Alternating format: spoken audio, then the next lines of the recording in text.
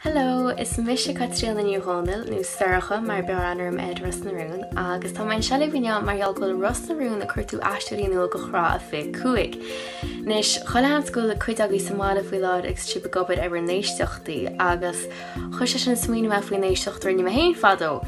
Mar sin thucarma go le tochailt agus tháinig me ar a phair.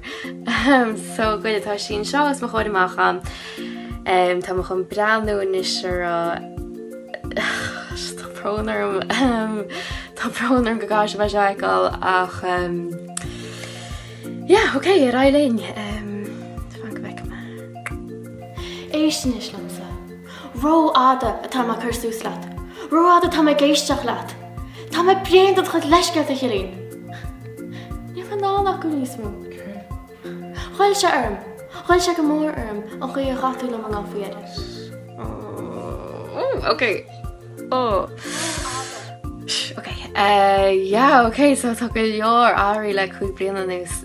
Is cuioinech lom an lá sin agus níor cheap me go bhíon páirt ar Ros na Rún. Chuir meisteach ar fort cínta eile agus ní bhfuil me í a chuine siad ar a database me agus an sin nar tháinig páirt tharacha níos. Well, tá me fós an se. So, mar sin goile tá nead taí fáta mó hin, tá nead deisnaí fátam bhaid seo, mar sin má tá abhras ar aon duine faoi éisteachtaí anna nó self-tape i chola ein nábíoch. Má tá mis an anna dhéana tá duine bin anna dhéana.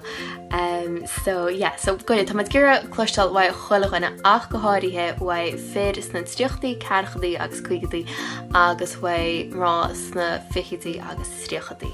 Mar sin ní gá ach self-tape nó fiseán a cheolach ag aisteoireacht Ros na Rún ag gmail.com agus sinna méid go neamh líb agus le chun é feice me i Ros na Rún sib.